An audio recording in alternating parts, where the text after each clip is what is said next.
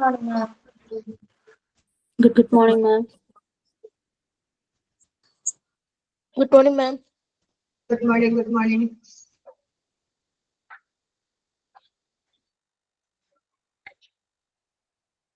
Good morning, ma'am. Good morning, Niratana.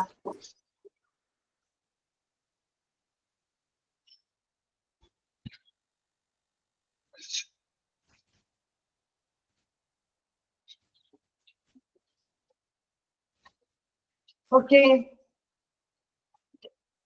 നമുക്ക് തുടങ്ങാം. നമ്മുടെ ലാസ്റ്റ് ഭാഗം എടുത്തു നിർത്തിയത് എവിടെയാണ്? ആക്സിഡന്റ് ആൻഡ് എമർജൻസി ഡിപ്പാർട്ട്മെന്റിൽ എടുത്തോണ്ടിരിക്കുന്നത്.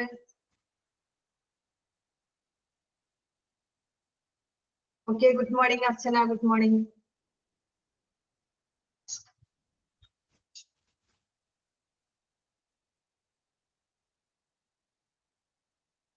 ഇനി നമ്മൾ എടുക്കുന്നത് role of emergency room clerk or secretary. അതാണ് നമ്മൾ എടുക്കുന്നത് അല്ലേ?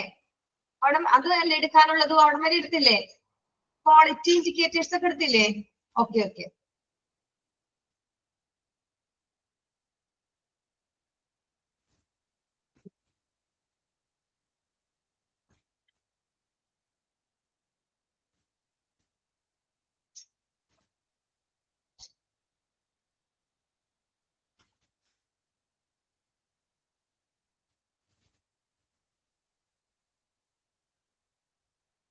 ഓക്കെ.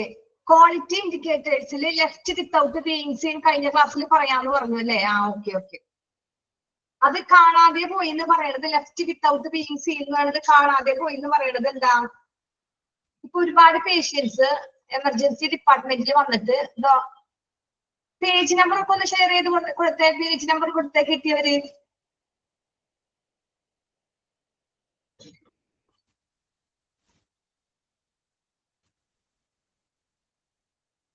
ഓക്കെ, കിട്ടില്ല എല്ലാവർക്കും? Page number 37. അതിൽ ക്വാളിറ്റി ഇൻഡിക്കേറ്റേഴ്സിൽ ഒരു പോയിന്റ് നമ്മൾ നെക്സ്റ്റ് ക്ലാസ്സിൽ ഡിസ്കസ് ചെയ്യാന്ന് പറഞ്ഞിരുന്നു, ലെഫ്റ്റ് വിത്തൗട്ട് ബീയിങ് സീൻ അല്ലേ? അതൊന്നുമില്ല. അതെന്ന് വെച്ചാല് എമർജൻസി ഡിപ്പാർട്ട്മെന്റിൽ ഡോക്ടറെ കാണാൻ വേണ്ടി ഒരുപാട് പേഷ്യൻസ് വരും. അതിൽ ഒരുപാട് പേഷ്യൻസ് വരുമ്പോൾ ചില പേഷ്യൻസ് എന്ത് ചെയ്യും? ഡോക്ടറെ കാണാൻ പറ്റാണ്ട് തിരക്കായിരിക്കും. അപ്പൊ അവര് ക്യൂല് നിന്ന് ഒരുപാട് ഭയങ്കര തിരക്കുണ്ടെങ്കിൽ ഡോക്ടറെ കാണാതെ അവർ പോകും. അതാണ് ലെഫ്റ്റ് വിത്തൗട്ട് ബീയിങ് സീൻ എന്നാണ് ഉദ്ദേശിക്കുന്നത്. ഓക്കെ, അപ്പൊ നമ്മളാണെങ്കിലും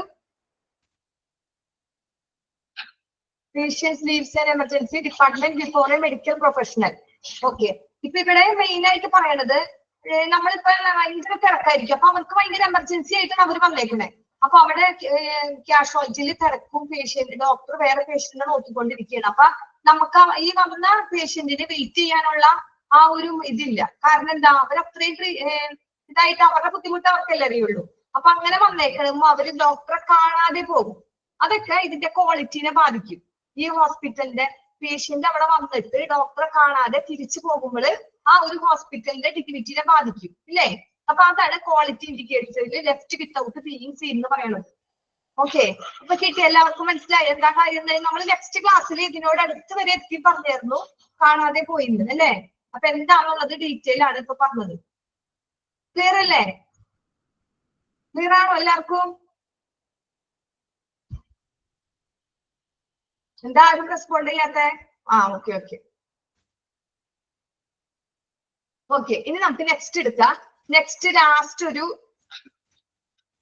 റോൾ എന്താണെന്നാണ് എമർജൻസി റൂമില് അവിടെ ക്ലർക്ക്, സെക്രട്ടറി അവരുടെ മെയിൻ ആയിട്ടുള്ള റോളുകൾ എന്താണെന്നാണ്, അവരുടെ പങ്ക് എന്താണെന്നാണ് ഇവിടെ പറയുന്നത്. എമർജൻസി റൂമിലെ ക്ലർക്കിന്റെ സെക്രട്ടറിയുടെ ഒക്കെ മെയിൻ ആയ പങ്ക് എന്താണ്, അവരുടെ ഡ്യൂട്ടീസ്, അവരെന്തൊക്കെ കാര്യങ്ങൾ ചെയ്യണം എന്നുള്ളതാണ് ഇനി ഇവിടെ പറയുന്നത്. നമുക്ക് ഓരോന്നും ഫസ്റ്റ് നോക്കാം. ഫസ്റ്റ് എന്താ? Interview patients to obtain biographic, demographic and financial data for registration purpose and enter information so gathered into the hospital computer system. എന്ന് വെച്ചാൽ എന്താ? ഹോസ്പിറ്റലിൽ രജിസ്റ്റർ ചെയ്തിട്ടുള്ള നമ്മൾ രജിസ്ട്രേഷന് വേണ്ടിയിട്ട് ഒരു പേഷ്യന്റ് ഹോസ്പിറ്റലിൽ രജിസ്ട്രേഷൻ ആയിട്ട് വരുമ്പോൾ ആ പേഷ്യന്റിന്റെ കാര്യങ്ങൾ, പേഷ്യന്റിന്റെ ബയോഗ്രാഫി എന്ന് വെച്ചാൽ ജീവചരിത്രങ്ങൾ, ആ പേഷ്യന്റിന്റെ ജീവമായ കാര്യങ്ങൾ, ജീവചരിത്രങ്ങൾ. ഡെമോഗ്രാഫിക് എന്ന് വെച്ചാൽ ജനസംഖ്യാപരമായി എന്ന് വെച്ചാൽ എന്താ? ആ ഹോസ്പിറ്റലിൽ വന്നിരിക്കുന്ന ആളുകൾ, അല്ലാണ്ട് മൊത്തം ജനസംഖ്യയുടെ അല്ല പറയുന്നത്, ഹോസ്പിറ്റലിൽ വന്നിരിക്കുന്ന ആളുകള്, പിന്നെന്താ അവരുടെ ഫിനാൻഷ്യൽ ഡാറ്റ, അങ്ങനത്തെ കാര്യങ്ങളൊക്കെ രജിസ്റ്റർ ചെയ്യണം. അവരുടെ കാര്യങ്ങളൊക്കെ ചോദിച്ചറിഞ്ഞ് നമ്മളത് ശേഖരിച്ച് അവരുടെ ഡീറ്റെയിൽസ്, ഇത്രയും കാര്യങ്ങളൊക്കെ ചോദിച്ചറിഞ്ഞ് അവരോട് ഡീറ്റെയിൽസുകളൊക്കെ അറിഞ്ഞ് കിട്ടിയിട്ട് നമ്മൾ അത് രജിസ്റ്റർ ചെയ്യാൻ പോവുകയാണ്. എങ്ങനെയാണ് രജിസ്റ്റർ ചെയ്തത്? Gathered into the hospital computer system. ഈ പേഷ്യന്റിന്റെ ഈ ഡീറ്റെയിൽസ് ഒക്കെ കിട്ടിയിട്ട് അത് ഹോസ്പിറ്റലിന്റെ കമ്പ്യൂട്ടർ സിസ്റ്റത്തിലോട്ട് നമ്മൾ രജിസ്റ്റർ ചെയ്യണം. ഓക്കെ, അപ്പൊ അതാണ് അവരെ മെയിൻ ആയ റോള്. ഒന്നാമത്തെ റോള് ഈ ക്ലർക്കിന്റെ, നമ്മളവിടെ പറഞ്ഞു ക്ലർക്ക് അല്ലെങ്കിൽ അവിടെ സെക്രട്ടറി ഉണ്ടാവും എമർജൻസിയിൽ. ആ എമർജൻസി റൂമിൽ ക്ലർക്ക് അല്ലെങ്കിൽ സെക്രട്ടറിയുടെ ഡ്യൂട്ടിയിൽ ഫസ്റ്റ് എന്താ പറയണേ? ഇന്റർവ്യൂക്ക് വരുന്ന പേഷ്യന്റ്, ഹോസ്പിറ്റലിൽ വരുന്ന പേഷ്യൻസിന്റെ കാര്യങ്ങൾ, ബയോഗ്രാഫിക്, ഡെമോഗ്രാഫിക്, അല്ലെങ്കിൽ അവരുടെ സാമ്പത്തികമായിട്ട് ബന്ധപ്പെട്ട ഫിനാൻഷ്യൽ ഡാറ്റകളെല്ലാം നമ്മൾ കളക്ട് ചെയ്തിട്ട് അവരുടെ ഡീറ്റെയിൽ എല്ലാം മനസ്സിലാക്കിയിട്ട് അത് നമ്മൾ ഹോസ്പിറ്റലിന്റെ കമ്പ്യൂട്ടർ സിസ്റ്റത്തിലോട്ട് കേൾക്കണം. നമ്മൾ അവിടെ രജിസ്റ്റർ ചെയ്ത് വെക്കണം. അതാണ് ഒന്നാമത്തെ റോൾ എന്ന് പറഞ്ഞത്. ഓക്കെ, സെക്കൻഡ് വൺ എന്താ? Register emergency room patients, file, retrieve medical records for the emergency room, physician responsible for processing emergency room admissions. ഇവിടെ എന്താ പറഞ്ഞേ? എമർജൻസി റൂമില് പേഷ്യന്റിനെ രജിസ്റ്റർ ചെയ്യണം. നമ്മൾ ആദ്യം തന്നെ പേഷ്യന്റിനെ നമ്മൾ രജിസ്റ്റർ ചെയ്തു, അവരുടെ വിവരങ്ങൾ അറിഞ്ഞു, അവരുടെ കാര്യങ്ങളെല്ലാം ഡീറ്റെയിൽ ആയിട്ട് നമ്മൾ ആ കമ്പ്യൂട്ടറിൽ ഇതില് രജിസ്റ്റർ ചെയ്തു. അതിനുശേഷം അവർക്ക് ഒരു ഫയൽ ചെയ്യാം. പേഷ്യന്റിന്റെ ഫയൽ എടുക്കില്ലേ നമ്മൾ? പേഷ്യന്റിന്റെ ഡീറ്റെയിൽ ഒക്കെ കിട്ടിക്കഴിഞ്ഞാൽ അവർക്ക് ഒരു OP നമ്പറും ഒരു കാർഡും കൊടുത്ത് പേഷ്യന്റിന്റെ ഫയൽ ചെയ്യണം. പിന്നെ എന്ത് ചെയ്യണം? എമർജൻസി റൂമില് അഡ്മിഷൻ പ്രോസസ് ചെയ്യുന്നതിനുള്ള ഉത്തരവാദിത്തം ആർക്കാണ്? അവർക്ക് ആ ഉത്തരവാദിത്തമുള്ള എമർജൻസി റൂമിലെ ആ ഒരു ഫിസിഷ്യൻ, അവിടെ ആ പേഷ്യന്റിനെ നോക്കണ ആ ഡോക്ടർ, അതാണ് നമ്മൾ അവിടുത്തെ ഫിസിഷ്യൻ. ആ ഫിസിഷ്യൻ എന്ത് വേണം? മെഡിക്കൽ റെക്കോർഡ്സ് റിട്രീവ് ചെയ്യണം, വീണ്ടെടുക്കണം. എന്ന് വെച്ചാല് പേഷ്യന്റിന്റെ ഡീറ്റെയിൽസുകളൊക്കെ അവിടെ ഉണ്ടാവും. അപ്പൊ അത് റെക്കോർഡ്സ് ഒക്കെ എടുത്തിട്ട് ചെയ്യണം. അതാണ് എമർജൻസി രജിസ്റ്റർ. എമർജൻസി റൂമിൽ പേഷ്യൻസിന് രജിസ്റ്റർ ചെയ്തു, ഫയൽ ചെയ്തു, പിന്നെ മെഡിക്കൽ റെക്കോർഡ്സ് എടുത്തു, റിട്രീവ് എടുത്തു ഫോർ ദ എമർജൻസി റൂമിലെ ഫിസിഷ്യൻ. അപ്പൊ അവിടെ ഒരു എമർജൻസി റൂമിൽ ഡോക്ടേഴ്സ് ഉണ്ടാവും. ആ ഡോക്ടർ ഫയൽ എടുത്തു, പേഷ്യന്റിന്റെ കാര്യങ്ങള് രജിസ്റ്റർ ചെയ്ത കാര്യങ്ങളൊക്കെ മനസ്സിലാക്കി, responsible for processing emergency room admission. ഒരു പേഷ്യന്റ് ഹോസ്പിറ്റലിൽ അഡ്മിഷൻ ചെയ്ത് കഴിഞ്ഞാൽ അവരെ ഉത്തരവാദിത്തമുള്ള ഫിസിഷ്യൻ ആണെങ്കിൽ അവരുടെ കാര്യങ്ങളൊക്കെ കറക്റ്റ് ആയിട്ട് റെക്കോർഡ് ചെയ്യണം. മെഡിക്കൽ റെക്കോർഡ് എടുത്ത് വീണ്ടെടുക്കണം. അതാണ് ഇവിടെ പറഞ്ഞത്. ഓക്കെ, അപ്പൊ ഒന്നുകൂടി പറയാൻ എന്താ? എമർജൻസി റൂമിൽ ആദ്യം തന്നെ പേഷ്യന്റിനെ ഫയൽ ചെയ്യണം, അതുപോലെ തന്നെ രജിസ്റ്റർ ചെയ്യണം. അതുപോലെ തന്നെ ഉത്തരവാദിത്തമുള്ള ഫിസിഷ്യന് എന്ത് ചെയ്യാം? പേഷ്യന്റിന്റെ ഫയലുകള് എമർജൻസി റൂമില് മെഡിക്കൽ റെക്കോർഡ്സ് ഒക്കെ വീണ്ടെടുക്കാം. ഓക്കെ, അപ്പൊ അതാണ് രണ്ടാമതായിട്ട് പറഞ്ഞത്. മൂന്നാമത് എന്താ? ആർക്കെങ്കിലും ഡൗട്ട് ഉണ്ടോ പറയണേല്? മനസ്സിലാവുന്നുണ്ടോ? നിങ്ങക്ക് മനസ്സിലാവുന്നുണ്ടോ? സ്പീഡ് കൂടുന്നുണ്ടോ? ഞാൻ ഇതിന്റെ ഇടയിൽ നിങ്ങൾക്ക് മനസ്സിലാകുന്നുണ്ടോ, സ്പീഡ് കൂടുന്നുണ്ടോ എന്ന് ഇടക്ക് ചോദിക്കുമ്പോ ഇതിലെല്ലാം ഒരുപാട് സ്ലോ ആയി പറയുന്നു. ഓക്കെ, ഇതിൽ ഒരുപാട് പേര് എഡ്യൂക്കേറ്റഡ് ആയ ആൾക്കാരുണ്ട്, കുറെ പേര് ലോ എഡ്യൂക്കേറ്റഡ് ആയവരുണ്ട്. അപ്പൊ എല്ലാവർക്കും ഒരേപോലെ ഇത് ക്ലിക്ക് ആവണമെന്നില്ല. ഹോസ്പിറ്റലൊക്കെ നമ്മൾ ഹോസ്പിറ്റലിൽ ഡോക്ടറെ കണ്ട് മരുന്ന് മേടിച്ച്, അല്ലെങ്കിൽ നമ്മുടെ ഒരു പേഷ്യന്റ് അവിടെ നിന്ന് ബൈസ്റ്റാൻഡർ ആയിട്ട് നിന്നല്ലാതെ നമ്മൾക്ക് ഇതിനെ കുറിച്ച് കൂടുതൽ അറിവുകളൊന്നും ഉണ്ടാവില്ല, അല്ലെ? അപ്പൊ ഞാൻ ഇങ്ങനെ പറഞ്ഞു പോകുമ്പോൾ കുറെ പേര് പെട്ടെന്ന് സ്പീഡിൽ പറഞ്ഞു പോകുമ്പോ പെട്ടെന്ന് നല്ല കൂടുതൽ എഡ്യൂക്കേറ്റഡ് ആയ ആൾക്കാർക്ക് പെട്ടെന്ന് ഇതെന്താവും? ക്ലിക്ക് ആവും. അപ്പൊ അവർക്ക് വീണ്ടും റിപ്പീറ്റ് പറയുമ്പോൾ അവർക്ക് ബോറായിട്ട് തോന്നും. അവർ പറയും ഈ പറഞ്ഞത് തന്നെയല്ലേ പിന്നെയും എന്തിനിങ്ങനെ പറയണേന്ന് ചോദിക്കും. അതല്ല, ഇതിൽ ഒരുപാട് പേര് 75% ഇതില് കുറെ പേര് സാധാരണ കുറെ കൊല്ലങ്ങൾ കഴിഞ്ഞിട്ട്, അവര് ഇപ്പോഴേ അല്ല, അവര് 10ാം ക്ലാസ് +2 ഒക്കെ കഴിഞ്ഞ് കുറെ കൊല്ലങ്ങൾ കഴിഞ്ഞിട്ട് ഇതിൽ പഠിക്കുന്നവരാണ്. അപ്പൊ അവർക്ക് പെട്ടെന്ന് ക്യാച്ച് ചെയ്യാൻ പറ്റില്ല. അതുകൊണ്ടാണ് ഞാൻ വീണ്ടും മനസ്സിലായോ എന്ന് വീണ്ടും ചോദിക്കുന്നത്. ഓക്കെ, ഇപ്പൊ എന്തെന്നാ ചോദിച്ചത്? ഡെമോഗ്രാഫിക് എന്താ, ബയോഗ്രാഫിക് എന്താന്ന്? ബയോഗ്രാഫിക് എന്ന് വെച്ചാൽ പേഷ്യന്റിന്റെ ജീവചരിത്രം. ഡെമോഗ്രാഫിക് എന്ന് വെച്ചാൽ ജനസംഖ്യാപരമായി എന്നാണ് ശരിക്കും പറയണത്. പക്ഷെ ഇവിടെ പറയണത് ജനസംഖ്യാപരമായി എന്ന് പറയുന്നത് ഹോസ്പിറ്റലിൽ വരുന്ന പേഷ്യൻസുകൾ. ഹോസ്പിറ്റലിൽ ഒരുപാട് ആൾക്കാർ വരില്ലേ, അവരെയാണ് നമ്മൾ ഇവിടെ ഡെമോഗ്രാഫിക് എന്ന് പറയാൻ ഉദ്ദേശിക്കുന്നത്. ഓക്കെ, മൂന്നാമത്തെ point, provide exceptional customer service. എന്താ? നമ്മൾ ആ പേഷ്യന്റിന് അസാധാരണമായ ഒരു സർവീസ് കൊടുക്കണം. എങ്ങനെയാണ് അസാധാരണമായ സർവീസ് കൊടുക്കാം? കാരണം നമ്മൾ സാധാരണ പേഷ്യന്റിനെ നോക്കണ പോലെ അല്ല, അവരെ ഒന്നും കൂടി നല്ല പോലെ കെയർ ചെയ്ത് നോക്കണം. അതാണ് അസാധാരണമായ കെയർ എന്ന് പറയുന്നത്. ഇപ്പൊ ഒരു പേഷ്യന്റിന്റെ അവർക്ക് ഒരുപാട് പ്രതീക്ഷകളായിരിക്കും ഹോസ്പിറ്റലിൽ വരുമ്പോൾ. അവരെ പ്രതീക്ഷയ്ക്ക് അപ്പുറത്തേക്ക് നമ്മൾ അവരെ നമ്മൾ കെയർ ചെയ്യുക, അവർക്ക് അവരെ ആവശ്യങ്ങൾ നിറവേറ്റി കൊടുക്കുക, അവരോട് കുറെ നേരം നമ്മൾ ടൈം സ്പെൻഡ് ചെയ്ത് അവരുടെ കൂടെ തന്നെ അവരുടെ കാര്യങ്ങൾ അറിയാം. സിമ്പത്തറ്റിക് ആയിട്ടും എമ്പത്തറ്റിക് ആയിട്ടും നമ്മൾ അവരുടെ കൂടെ ഇടപെടുക. അതാണ് ഇവിടെ മെയിൻ ആയിട്ട് പറയുന്നത്. ഓക്കെ, അപ്പൊ പ്രൊവൈഡ് എക്സെപ്ഷണൽ കസ്റ്റമർ സർവീസ് എന്ന് വെച്ചാല് അവരുടെ കൂടത്തില് നമ്മള് പേഷ്യന്റിന്റെ കൂടെ നല്ല പോലെ സമയം ചെലവാക്കി അവരെ മനസ്സിലാക്കി അവരുടെ പ്രതീക്ഷകൾക്ക് അപ്പുറത്ത് അവർക്കുള്ള ആ ഒരു കെയർ കൊടുക്കണം. അതാണ് ഇവിടെ ഉദ്ദേശിച്ചത്. നെക്സ്റ്റ് പറയണത് coordinate activities in connection with admission of patients in the hospital or other medical facility. ഇവിടെ എന്താ പറയണേ? ഇവിടെ പറയണത് ഹോസ്പിറ്റലില് അല്ലെങ്കിൽ മറ്റ് സൗകര്യങ്ങളിലോ രോഗികളെ പ്രവേശിക്കുമ്പോൾ അവർക്ക് ബന്ധപ്പെട്ട ആ പ്രവർത്തനങ്ങളെല്ലാം കൂടി അവരെ കോർഡിനേറ്റ് ചെയ്യണം. എന്ന് വെച്ചാൽ എന്താ കോർഡിനേറ്റ് എന്ന് വെച്ചാൽ ഏകോപിപ്പിക്കുക, എല്ലാവരും കൂടി ഒരുമിച്ച് കൊണ്ടുവരാം ആക്ടിവിറ്റീസ്.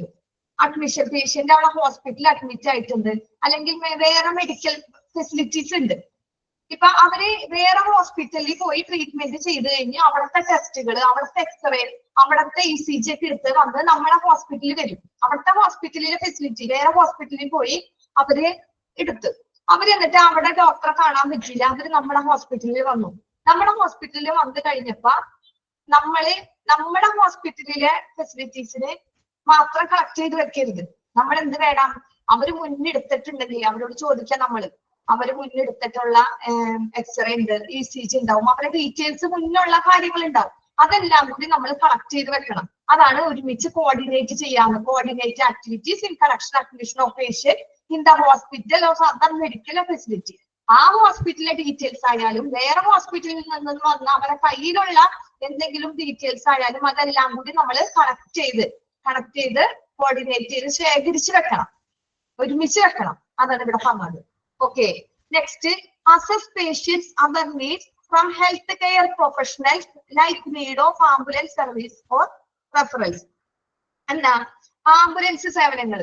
ഇപ്പൊ പേഷ്യന്റിന് എന്തെങ്കിലും യാത്ര പോണെങ്കിൽ അങ്ങനെയുള്ള ആംബുലൻസ് സേവനങ്ങൾ, റെഫറലുകളുടെ ആവശ്യങ്ങൾ. റെഫറൽ എന്ന് പറയുന്നത് ഇവിടെ നിന്ന് ഒരു പേഷ്യന്റിനെ ഇവിടുത്തെ നമുക്ക് ട്രീറ്റ്മെന്റ് ഇഷ്ടമായില്ല, അപ്പൊ അവര് പറയണ ഞങ്ങൾക്ക് ഈ ഹോസ്പിറ്റലിൽ നിന്ന് വേറെ ഹോസ്പിറ്റലിലോട്ട് പോകണം. അപ്പൊ ആ പേഷ്യന്റിനെ അപ്പൊ എന്ത് ചെയ്യും, വേറെ ഹോസ്പിറ്റലിലോട്ട് ഇവിടുത്തെ ഫിസിഷ്യൻ റെഫർ ചെയ്യും.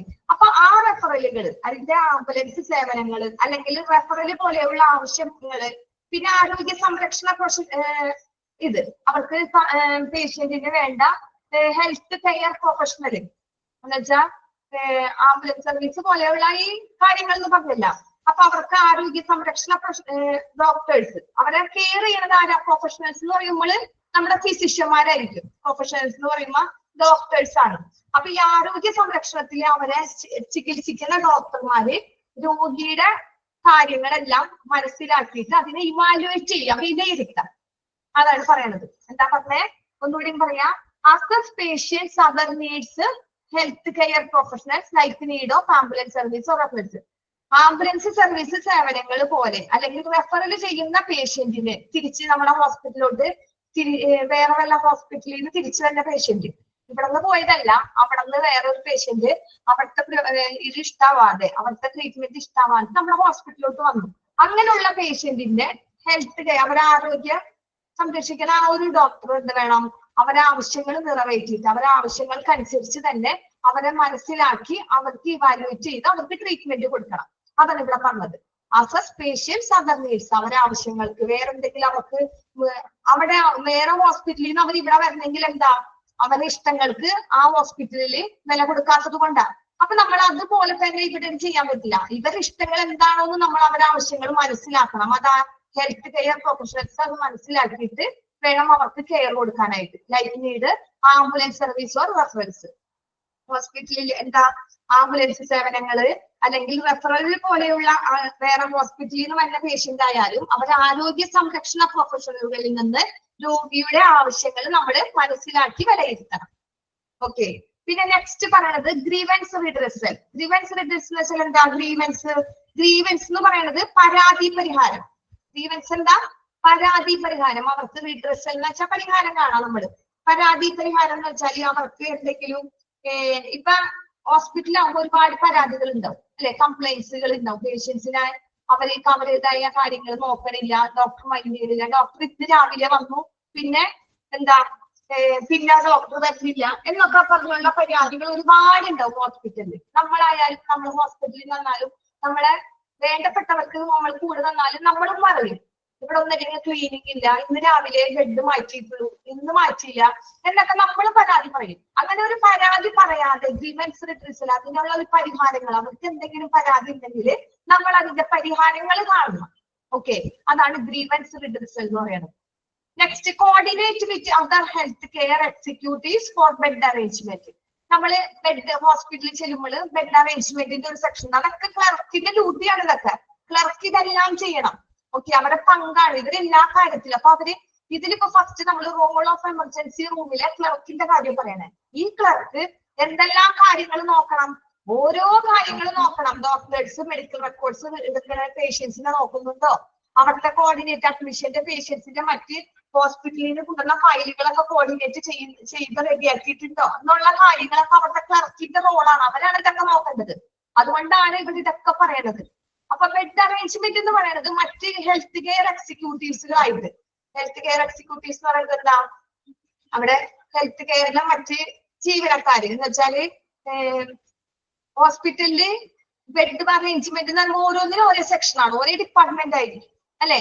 അപ്പൊ അവരുമായിട്ട് അവരോട് കാര്യങ്ങൾ പറയാം, കോർഡിനേറ്റ് ചെയ്യാം, അവരുമായിട്ട് സഹകരിക്കുക. എന്നിട്ട് ഈ ബെഡ് അറേഞ്ച്മെന്റിന്റെ കാര്യങ്ങളൊക്കെ കറക്റ്റ് ചെയ്യാം. അതാ health care executives for bed arrangement. Health കെയറിനൊക്കെ വെച്ചാൽ ചിലപ്പോൾ താഴെ തട്ടിലുള്ള ബെഡ് അറേഞ്ച് ചെയ്യാനായിട്ട് അവരെ വിളിച്ചുകൊണ്ട് വന്നിട്ട് പറയണം ഇവിടെ ബെഡ് കറക്റ്റ് രീതിയിൽ അറേഞ്ച് ചെയ്യണം പേഷ്യന്റ്, അങ്ങനെയുള്ള കാര്യങ്ങളൊക്കെ ഇവരുടെ റോളാണ്. അവർ അങ്ങനത്തെ കാര്യങ്ങൾ അറേഞ്ച് ചെയ്ത് വെക്കണം. അതാണ് health care executives for bed arrangement എന്ന് പറയുന്നത്. ഓക്കെ, അപ്പൊ ഹെൽത്ത് കെയറിലെ മറ്റ് ജീവനക്കാരെ വിളിച്ച് അല്ലെങ്കിൽ അവിടുത്തെ എക്സിക്യൂട്ടീവ്സിന്റെ അവിടുത്തെ ഏതെങ്കിലും സ്റ്റാഫ് താഴെയുള്ളതായാലും അവരോടുള്ള കാര്യങ്ങളൊക്കെ ബെഡിന്റെ കാര്യങ്ങളൊക്കെ ചോദിച്ച് അറിഞ്ഞ് അങ്ങനത്തെ ഉള്ള കാര്യങ്ങളൊക്കെ അറേഞ്ച്മെന്റ് ചെയ്യാം, ബെഡ് അറേഞ്ച്മെന്റ് ചെയ്യാം. പിന്നെ make sure that MLC cases R registered എന്ന് വെച്ചാൽ എന്താ, MLC കേസ് എന്ന് വെച്ചാല് medical league case. Medical legal case എന്ന് വെച്ചാൽ പറഞ്ഞ ആക്സിഡന്റ്, പിന്നെ റോഡ് ട്രാഫിക്, പിന്നെ റേപ്പ്, അങ്ങനത്തെ കേസായിട്ട് മെഡിക്കൽ ലീഗ് കേസായിട്ട് ബന്ധപ്പെടുന്ന കേസുകൾ അങ്ങനത്തെ എന്തെങ്കിലും ഉണ്ടെങ്കിൽ അത് നമ്മൾ രജിസ്റ്റർ ചെയ്തിട്ടുണ്ടോ എന്ന് ഉറപ്പുവരുത്തണം. മേക്ക് ഷുവർ രജിസ്റ്റേർഡ്, ഇങ്ങനത്തുള്ള കേസുകളൊക്കെ രജിസ്റ്റർ ചെയ്തിട്ടുണ്ടോ എന്ന് ഉറപ്പുവരുത്തണം.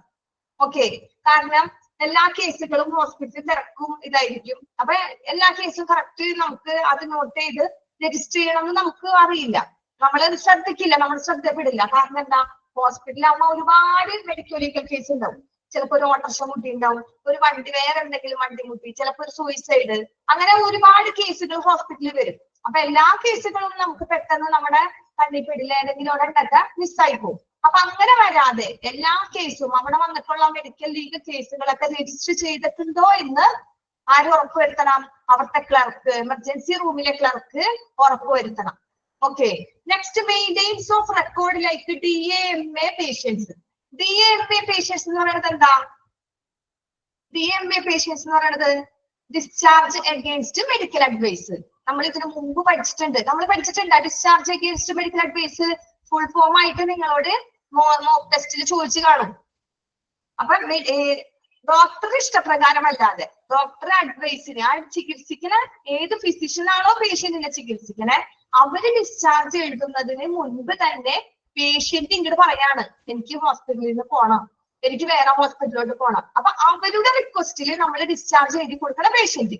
അങ്ങനെയുള്ള പേഷ്യൻസിന്റെ റെക്കോർഡ് മെയിൻറ്റെയിൻ ചെയ്യണം, നമ്മൾ അത് കറക്റ്റ് നോക്കി റെഡിയാക്കി വെക്കണം അങ്ങനത്തെ ഉള്ള പേഷ്യന്റ്. കാരണം നാളെ ആ പേഷ്യന്റിന് എന്തെങ്കിലും വന്നു പോയാൽ ഇവിടെ നിന്ന് ഡോക്ടർ നിർദ്ദേശം ഇല്ലാണ്ട് ഇവിടുന്ന് പോയ പേഷ്യന്റ് 2 ദിവസം കഴിയുമ്പോൾ ആ പേഷ്യന്റിന് എന്തെങ്കിലും വന്നു ഡെത്ത് അങ്ങനായി പോയി കഴിഞ്ഞാൽ ഈ ഹോസ്പിറ്റലിൽ വന്ന് ചികിത്സിച്ചു 2 ദിവസം കിടന്നിട്ടും എന്തുകൊണ്ട് ഈ പേഷ്യന്റിനെ അസുഖം മാറാണ്ട് വിട്ട് എന്ന് ചോദിക്കും. അപ്പൊ അങ്ങനെ റിക്വസ്റ്റ് ചെയ്യുന്ന പേഷ്യന്റിനൊക്കെ നമ്മൾ എന്താ ചെയ്യാ, അവരുടെ ഒരു കൺസെന്റ് എഴുതി ഒപ്പിട്ട് കൊടുക്കും അല്ലെ, ഒരു സമ്മതപത്രത്തിൽ ഒപ്പിട്ട് കൊടുത്തിട്ടാണ് അവരെ നമ്മൾ വിടുന്നത്. കാരണം നിങ്ങൾക്ക് എന്ത് റിസ്ക് വന്നാലും ഹോസ്പിറ്റലിന് ഒരു ഉത്തരവാദിത്വമില്ല.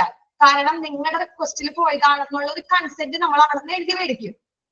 അപ്പൊ അതാണ് DAMA എന്ന് പറയുന്നത്, ഡിസ്ചാർജ് അഗേൻസ്റ്റ് മെഡിക്കൽ അഡ്വൈസ്. അങ്ങനെയുള്ള പേഷ്യന്റിന്റെ ഫയൽ റെക്കോർഡുകളൊക്കെ മെയിൻറ്റെയിൻ ചെയ്യണം, കറക്റ്റ് നോക്കി വെക്കണം.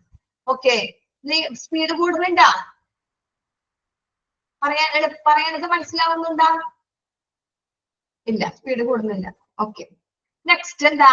Medico-legal cases in made based on the patient's condition, unnatural case of injury, RTA, etc. Records of such cases are entered in the medico-legal register with the details of patients and accident, and the patient case file is stamped as medico-legal.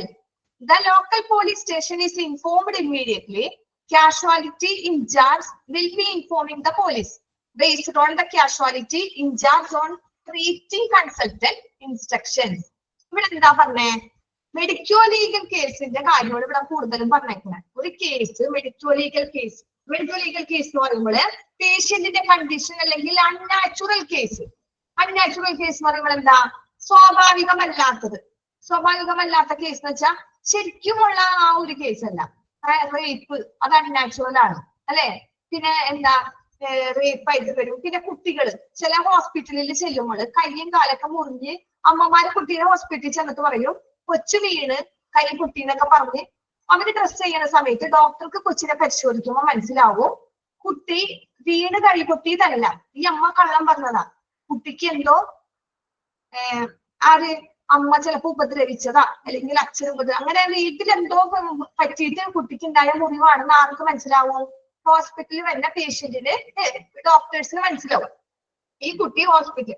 അപ്പൊ ഇവർക്ക് സംശയം വരും, ഈ കുട്ടീനെ ഉപദ്രവിച്ചിട്ടുണ്ട്, ഈ കൈ മുറിഞ്ഞേക്കണത് വീണ് പറ്റി മുറിഞ്ഞതല്ലാന്ന് അവർക്ക് മനസ്സിലാവും. അപ്പൊ ഇവരെന്താ, അവർക്കൊരു സംശയം വന്നു. അപ്പൊ അവര് പേരൻസിനെ വിളിച്ച് ചോദിക്കും കുട്ടി. അപ്പൊ അവര് ചിലപ്പോ കുറെ കോഴ്സ് ചെയ്യുമ്പോ കുറേയായിരിക്കും. അപ്പൊ ഇങ്ങനെ വേണ്ട കേസുകള് ഹോസ്പിറ്റലിൽ സംശയം വന്ന കേസുകളൊക്കെ എന്താ? അൺനാച്ചുറൽ കേസാണ് അല്ലെ? അപ്പൊ അങ്ങനത്തെ കേസുകളൊക്കെ പോലീസിനെ അറിയിക്കണം. ഇങ്ങനെ ഒരു കേസ് വന്നിട്ടുണ്ട്, കുട്ടീനെ ഇങ്ങനെ ഉപദ്രവിച്ചിട്ടുണ്ട് എന്നുള്ള കാര്യങ്ങൾ നമ്മൾ പോലീസിനെ അറിയിക്കണം. അതാണ് മെഡിക്കോ-ലീഗൽ കേസിൽ പെടും. പിന്നെ RTA എന്ന് പറഞ്ഞു. RTA എന്ന് പറയുന്നത് എന്താ? Road traffic accident. RTA എന്ന് പറയുന്നത് റോഡ് ട്രാഫിക് ആക്സിഡന്റ്. ഇപ്പൊ എന്റെ റോഡിൽ ആക്സിഡന്റ് വന്നാലും ആക്സിഡന്റ് വന്നു കഴിഞ്ഞാൽ അപ്പൊ തന്നെ പേഷ്യന്റിനെ ഹോസ്പിറ്റലിൽ കൊണ്ടുവന്ന് ചിലപ്പോ ഹോസ്പിറ്റലിൽ നിന്നായിരിക്കും പോലീസിന് ഇൻഫോം ചെയ്യുന്നത്. അല്ലെങ്കിലോ ആക്സിഡന്റ് നടന്ന സ്ഥലത്ത് നിന്ന് തന്നെ നേരെ പോലീസ് കേസ് പോയിട്ടുണ്ട്. അത് ആർക്ക് വേണമെങ്കിലും നമുക്ക് ഇൻഫോം ചെയ്യാം. ആക്സിഡന്റ് ആയ പേഷ്യന്റിനല്ല, കണ്ടു നിന്നവർക്ക്, റോഡ് ട്രാൻസ്പോർട്ടിലെ കണ്ടു നിന്ന ആർക്ക് വേണമെങ്കിലും ഇത് രജിസ്റ്റർ ചെയ്യാം. ഓക്കെ, അപ്പൊ RTA എന്ന് പറയുന്നത് റോഡ് ട്രാൻസ്പോർട്ട് ആക്സിഡന്റ് ആണ്. അപ്പൊ ഇവിടെ പറയണത് എന്താ? മെഡിക്കോ-ലീഗൽ കേസുകളിലുള്ള രോഗികളുടെ അവസ്ഥ, അല്ലെങ്കിൽ എന്തെങ്കിലും അൺനാച്ചുറൽ ആയിട്ട് ഞാൻ പറഞ്ഞില്ലേ ഒരു കുട്ടിയുടെ കാര്യം, അല്ലെങ്കിൽ റേപ്പ്, അങ്ങനെ എന്തെങ്കിലും വന്നത്, പിന്നെ എന്തെങ്കിലും ഒരു ഇഞ്ചുറി, അല്ലെങ്കിൽ റോഡ് ട്രാൻസ്പോർട്ട് ആക്സിഡന്റ്, റോഡിൽ ഉണ്ടാവുന്ന ആക്സിഡന്റ്, അങ്ങനെ എന്തെങ്കിലും അടിസ്ഥാനമാക്കിയിട്ടുള്ള ആ ഒരു കേസുകൾ. പിന്നെ അവിടുത്തെ records such cases entered in the medico-legal register. അങ്ങനെ വന്ന കേസുകളെല്ലാം മെഡിക്കോ-ലീഗൽ രജിസ്റ്ററിൽ രജിസ്റ്റർ ചെയ്തിരിക്കണം. ഓക്കെ, അതാ പറഞ്ഞത്. അങ്ങനെ വരുന്ന കേസുകളൊക്കെ മെഡിക്കോ-ലീഗൽ കേസിൽ എങ്ങനെ രജിസ്റ്റർ ചെയ്യണം? പേഷ്യന്റിന്റെ അപകടത്തിന്റെ കാര്യങ്ങൾ പറയാം, അതിന്റെ വിശദാംശങ്ങൾ, കറക്റ്റ് ഡീറ്റെയിൽസുകളൊക്കെ രേഖപ്പെടുത്തിയിട്ട് വേണം നമ്മൾ അവിടെ കേസ് ഫയൽ ചെയ്യാനായിട്ട്. അത് ഫയൽ ചെയ്യണത് എങ്ങനെ ഫയൽ ചെയ്യണം? മെഡിക്കോ-ലീഗൽ കേസിൽ നമ്മൾ ഫയൽ ചെയ്ത് സ്റ്റാമ്പ് ചെയ്യണം. എന്ത് ചെയ്യണം? സ്റ്റാമ്പ് ചെയ്യുകയും വേണം. സ്റ്റാമ്പ് ചെയ്ത് വെച്ചിട്ട് വേണം മെഡിക്കോ-ലീഗൽ ഇങ്ങനെ ഫയൽ ചെയ്യാൻ. ഡീറ്റെയിൽ ഇങ്ങനെ ഇന്ന സമയത്ത് കുട്ടീനെ കൊണ്ടുവന്ന ഇത്രയും മുറിവുകൾ കൈമുണ്ട്, അപ്പൊ അമ്മ തന്നെ, അങ്ങനെയുള്ള കാരണങ്ങൾ വിശദമായിട്ട് ഡീറ്റെയിൽ ആയിട്ട് എഴുതി അത് സ്റ്റാമ്പ് ഒട്ടിച്ചിട്ട് വേണം മെഡിക്കോ-ലീഗൽ കേസ് രജിസ്റ്റർ ചെയ്യാനായിട്ട്. പിന്നെ എന്ത് വേണം? അപ്പൊ തന്നെ the local police station is informed immediately. ഈ വിവരം അറിഞ്ഞപ്പോ തന്നെ അടുത്തുള്ള ലോക്കൽ പോലീസ് സ്റ്റേഷനിൽ ഇൻഫോം ചെയ്യണം. Casualty incharge will informing the police. അങ്ങനെ ഈ ഇൻഫോം ചെയ്യണത് ആരാണ് ഇവരെ അറിയിക്കേണ്ടത്? കാഷ്വാലിറ്റിയിലെ നിർദ്ദേശങ്ങൾ അനുസരിച്ച് അവിടെ ഇൻചാർജ്, കാഷ്വാലിറ്റിയിൽ ആരാണോ ഇൻചാർജ് അവര് പോലീസിന് ഇൻഫോം ചെയ്യും. അതനുസരിച്ച് പോലീസ് ട്രെയിനിങ് കൺസൾട്ടന്റ് ഇൻസ്ട്രക്ഷൻസ് എന്താ കാഷ്വാലിറ്റിയിലെ നിർദ്ദേശങ്ങൾ അനുസരിച്ചിട്ടുള്ള ചുമതലയുള്ള ആരെങ്കിലും വന്ന് കുട്ടിയുടെ ചികിത്സയ്ക്കുള്ള കാര്യങ്ങളൊക്കെ ചെയ്യും. ഓക്കെ, കേസ് വരുന്ന പേഷ്യന്റിന് ചികിത്സിക്കുന്നത് ഒരു വേറെ ഇതായിരിക്കും. ഹോസ്പിറ്റലുകാരുടെ ഇതിലല്ല, ഹോസ്പിറ്റലുകാർ ചികിത്സയ്ക്കായിരിക്കും. കേസായ മെഡിക്കൽ ലീഗൽ കേസായ ഒരു പേഷ്യന്റിനെ ചികിത്സിക്കുന്നത് ഒരുപാട് കാര്യങ്ങളുണ്ട്. ഓക്കെ, അപ്പൊ കൺസൾട്ടന്റിന്റെ നിർദ്ദേശങ്ങളുടെ ചുമതല അല്ലെങ്കിൽ ചികിത്സിക്കുന്ന ആ ഒരു പേഷ്യന്റിന്റെ കൺസൾട്ടിന്റെ അടിസ്ഥാനത്തിലാണ് ഒരു പേഷ്യന്റിന് ഇങ്ങനെ വരുന്ന കേസുകളൊക്കെ ചികിത്സിക്കുന്നത്. അപ്പൊ നമ്മുടെ ഈ ഒരു തീർന്നു. ഇപ്പൊ ഇത്രയും പോയിന്റുകൾ എടുത്തതിൽ നിങ്ങൾക്ക് എന്തെങ്കിലും ഡൗട്ട് ഉണ്ടോ? നമ്മുടെ ഈ ഒരു പാഠം തീർന്നു. ആക്സിഡന്റ് ആൻഡ് എമർജൻസി ഡിപ്പാർട്ട്മെന്റ് തീർന്നു. അപ്പൊ ലാസ്റ്റ് ഈ പറഞ്ഞതില് റോൾ ഓഫ് ക്ലർക്കിന്റെ റോളുകളാണ് ഈ പറഞ്ഞത്. ഇതിൽ നിങ്ങൾക്ക് എന്തെങ്കിലും ഡൗട്ട് ഉണ്ടോ? ഉണ്ടെങ്കിൽ നിങ്ങൾക്ക് ചോദിക്കാം. കാരണം ഒരുപാട് പേര് ഇതില് പെട്ടെന്ന് ഞാൻ പറയണത് മനസ്സിലാവാനുള്ള, വായിച്ചിട്ട് മനസ്സിലാവണില്ലാത്ത ഒരുപാട് പേരുണ്ട്. കാരണം നമുക്ക് ആരെയും ഒന്നും പറയാൻ പറ്റില്ല. എന്താ, ചിലവര് 10 വർഷമൊക്കെ കഴിഞ്ഞിട്ടായിരിക്കും ഈ ഒരു കോഴ്സ് തിരഞ്ഞെടുത്തേക്കുന്നത്. അപ്പൊ അവരെ ആ ഒരു ടച്ച് വിട്ടിട്ടുണ്ടാവും. അപ്പൊ അങ്ങനെയുള്ള ആൾക്കാർക്ക് നമ്മള് വീണ്ടും പറഞ്ഞു കൊടുക്കാം. അപ്പൊ എന്തെങ്കിലും ഉണ്ടെങ്കിൽ നിങ്ങൾ മെസ്സേജ് ചെയ്യാം. ഇല്ലെങ്കിൽ നമുക്ക് പുതിയ ചാപ്റ്ററിലോട്ട് പോകാം. വേറെ എന്തെങ്കിലും നിങ്ങൾക്ക് പറയാനുണ്ടാ? ഡൗട്ട് ഒന്നുമില്ലല്ലോ? മനസ്സിലായില്ല എല്ലാവർക്കും? എല്ലാവർക്കും മനസ്സിലായ? എല്ലാവർക്കും മനസ്സിലായി? ഞാൻ ഒരു സംശയം ഇട്ടേ നോക്കട്ടെ.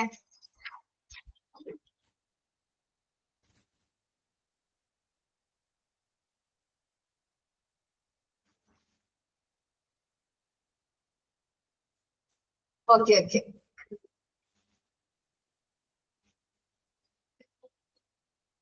അടിപൊളി. ഫുൾ മഞ്ഞയില് മഞ്ഞ കൈ നിറച്ച് പോണ്ട്. നല്ല സുണ്ട് ഇപ്പൊ കാണാൻ. ഫുൾ മഞ്ഞ. ഓക്കെ ഓക്കെ,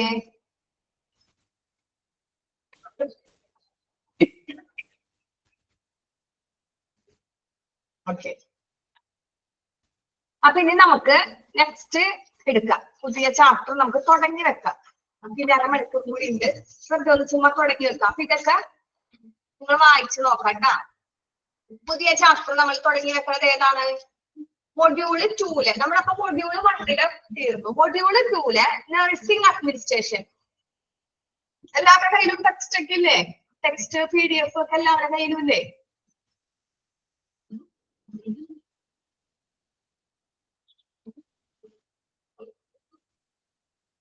ഉണ്ട്. ഓക്കെ. അപ്പൊ കിട്ടിയവരെ എടുത്തവരൊന്ന് പേജ് നമ്പർ ഒക്കെ ഒന്ന് പറഞ്ഞു കൊടുത്തേ. ചാപ്റ്റർ 2 ആണോ എന്നാണ് തോന്നുന്നത്. Nursing administration. ഫസ്റ്റ് ഫാർമസി ആണെന്ന് തോന്നുന്നത്. ഫാർമസി എനിക്ക് തന്നെ എടുക്കേണ്ടത്. നമുക്ക് അടുത്ത ക്ലാസ്സിൽ എടുക്കാം. നിങ്ങൾ നഴ്സിംഗ് അഡ്മിനിസ്ട്രേഷൻ എടുക്കാം. Page number 11.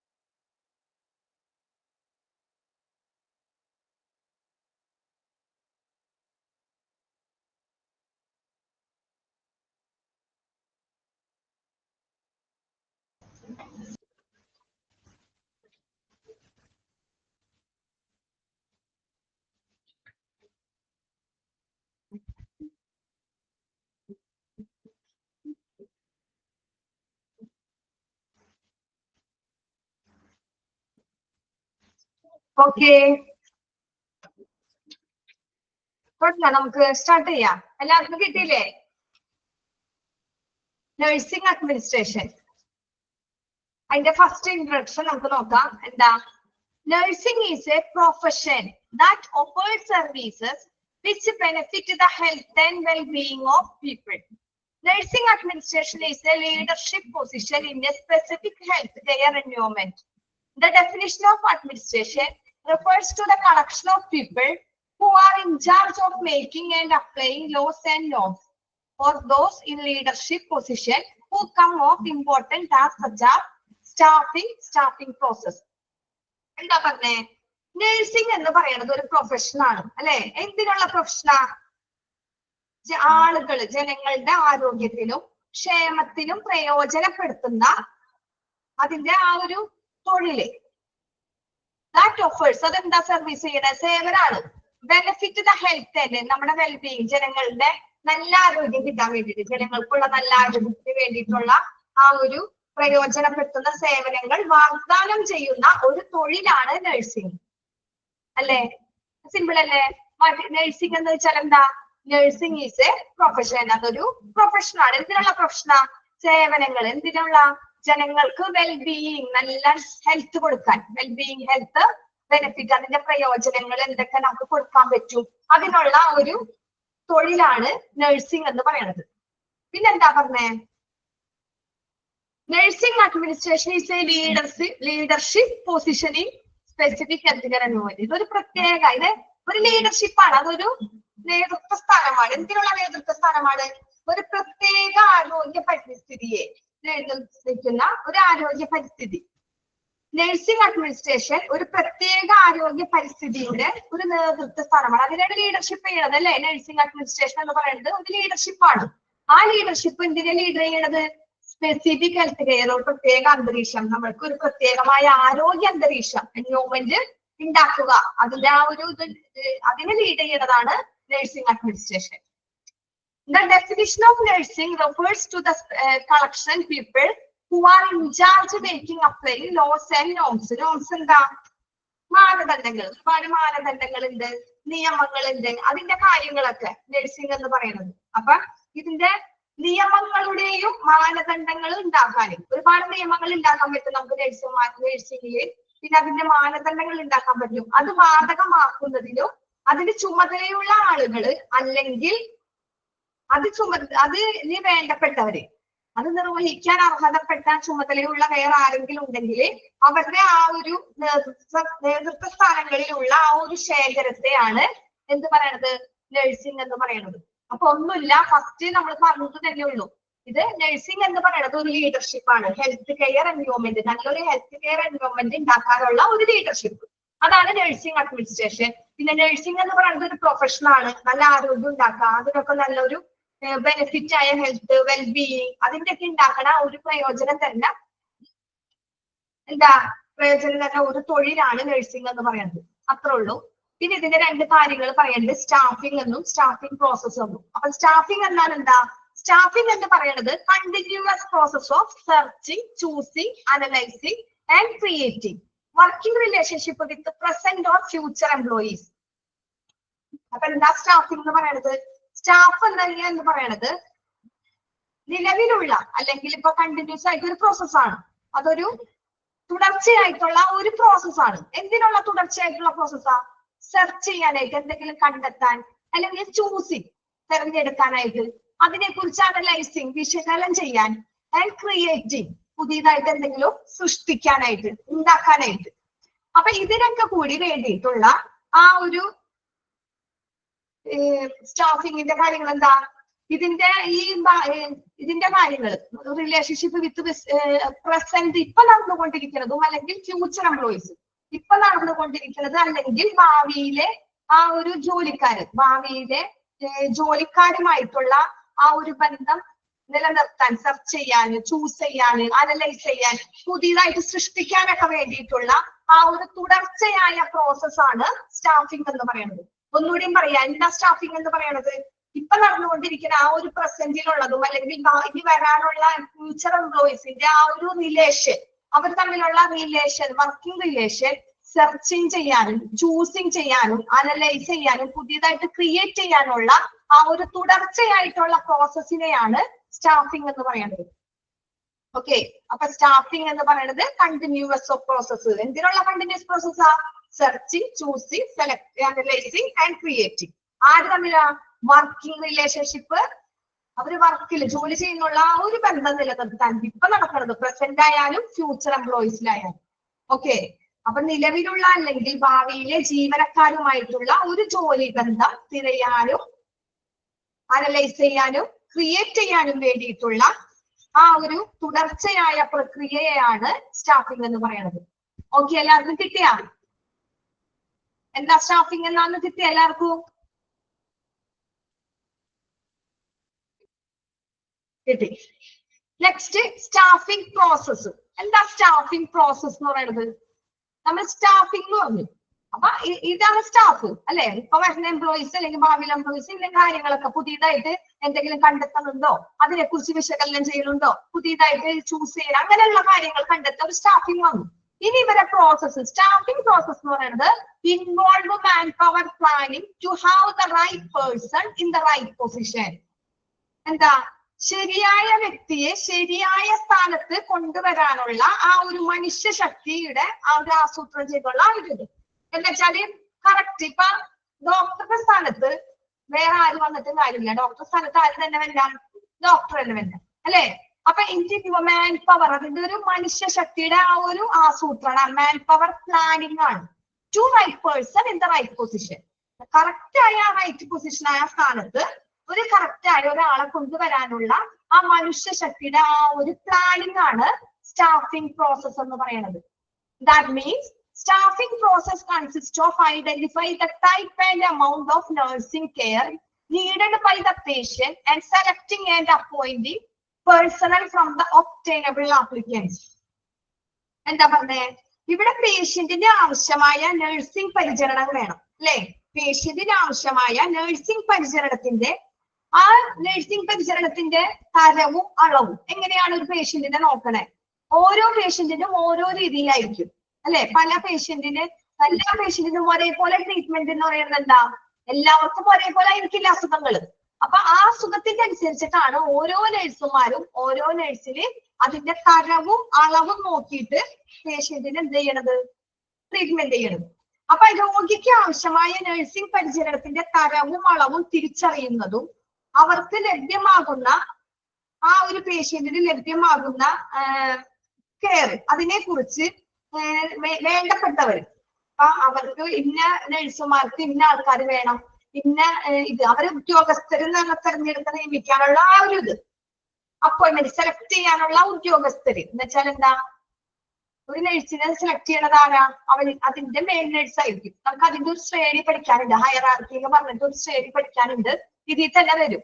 നഴ്സിംഗ് ഏറ്റവും താഴെയാണ് അസിസ്റ്റന്റ് നഴ്സിംഗ്. അപ്പൊ അതിന്റെ മോഡിൽ അവർക്ക് വർക്ക് ചെയ്യുന്നത് ഒരു സ്റ്റാഫ് നഴ്സിംഗ് ആയിരിക്കും. ഈ സ്റ്റാഫ് നഴ്സിംഗിന്റെ കീഴിൽ അനുസരിച്ചിട്ടാണ് നഴ്സിംഗ് അസിസ്റ്റന്റ് അവിടെ വർക്ക് ചെയ്യുന്നത്. അപ്പൊ അവർക്ക് വേണ്ടപ്പെട്ട അതാണ് ഈ പേഷ്യന്റിന്റെ അളവും തരവും നോക്കി ഒരു പേഷ്യന്റിനെ നമ്മൾ ട്രീറ്റ്മെന്റ് ചെയ്യുമ്പോൾ അവർക്ക് ലഭ്യമാകുന്ന ഈ നോക്കണ നഴ്സ് അല്ലെ? പേഷ്യന്റിനെ നോക്കണ നഴ്സിന് ആരായിരിക്കും ഈ നഴ്സിന് ഡ്യൂട്ടി കൊടുത്തത്? അവർക്ക് വേണ്ടപ്പെട്ട അതിന്റെ മുകളിലുള്ള ഉദ്യോഗസ്ഥരാരാണോ അവരാണ് അവർക്ക് കൊടുത്തത്. അപ്പൊ അവരെ തെരഞ്ഞെടുക്കുന്ന നിയമിക്കുന്നതും ഈ സ്റ്റാഫിംഗിന്റെ പ്രക്രിയയിൽ പെടുന്നു, സ്റ്റാഫിംഗ് പ്രോസസ്സിൽ പെടുന്നു. ഒന്നുകൂടി പറയാം, ഒരു സ്റ്റാഫിനെ തെരഞ്ഞെടുക്കുന്ന പ്രോസസ്സിന്റെ കാര്യമാണ് ഇവിടെ പറഞ്ഞത്. എങ്ങനെയാണ് സ്റ്റാഫിന്റെ പ്രോസസ്സ് നടക്കുന്നത്? സ്റ്റാഫിംഗ് നമ്മൾ എന്താണെന്ന് കണ്ടു. എന്താ സ്റ്റാഫിംഗ്? പ്രസന്റ് ആയാലും ഫ്യൂച്ചർ എംപ്ലോയീസ് ആയാലും അവരുടെ കാര്യങ്ങൾ, അവരുടെ റിലേഷൻഷിപ്പ്, വർക്കിംഗ് റിലേഷൻഷിപ്പിൽ സ്ട്രെസ്സിങ്, ചൂസിങ്, അനലൈസ് ഒക്കെ ചെയ്യണ ആ ഒരു തുടർച്ചയായ പ്രക്രിയയാണ് സ്റ്റാഫിംഗ്. അങ്ങനെയുള്ള സ്റ്റാഫിംഗിന്റെ പ്രോസസ് എന്താണ്? അതാ പറഞ്ഞത്. പ്രോസസ് എന്താ? Right person is a right position, manpower ശക്തിയുള്ള അത് കറക്റ്റ് സ്ഥാനത്ത് ഇന്ന സ്ഥാനത്ത് ഇന്ന നഴ്സ് വേണം. ഇപ്പൊ ഒരു വലിയ ഓപ്പറേഷൻ തിയേറ്ററില് ഒരു പേഷ്യന്റിന് സാധാരണ അസിസ്റ്റന്റ് നഴ്സ് മാത്രം പോരാ. അവിടെ എന്താ? അത് അറിയണം. ഒരു ഓപ്പറേഷൻ തിയേറ്ററിൽ ഒരു മെയിൻ നല്ലൊരു ഡോക്ടറെ കൂടെ അത് പഠിച്ച് മനസ്സിലാക്കിയ അതിന്റെ എക്സ്പീരിയൻസ് ഉള്ള ഒരു നഴ്സിനെ തന്നെ വേണം അവിടെ നിയമിക്കാനായിട്ട് അല്ലെ? അങ്ങനെ അല്ലാതെ ഒരു ഏറ്റവും താഴെയുള്ള ഒരു നഴ്സിനെ കൊണ്ടുപോയി എല്ലാ കാര്യങ്ങളും നോക്കുന്നത് നമുക്ക് പറയാൻ പറ്റില്ല. അപ്പൊ അതാണ് ഇവിടെ പറയുന്നത് staffing process. Right person in the right position. അതെന്താന്ന് വെച്ചാൽ പറയുന്നത് identifying the type amount of nursing care needed. Nursing കെയറിന്റെ ആവശ്യമുള്ള ആ ഒരു പേഷ്യന്റിന് സെലക്ട് ചെയ്യണം. നമ്മള് സെലക്ട് ചെയ്യണത് നമ്മുടെ മുകളിലുള്ളത്. നമ്മൾ ആരെ സെലക്ട് ചെയ്ത അവരുടെ മുകളിലുള്ള ആ ഉദ്യോഗസ്ഥർ. Appointing personnel from the obtainable applicants. പേഷ്യൻസിന് അനുസരിച്ചിട്ട് വേണം ഓരോ നഴ്സുമാരെയും അവിടെ അപ്പോയിന്റ്മെന്റ് ചെയ്യാനായിട്ട്. ഇന്ന നഴ്സ് ഇന്ന ഡ്യൂട്ടി ചെയ്യണം അല്ലെ.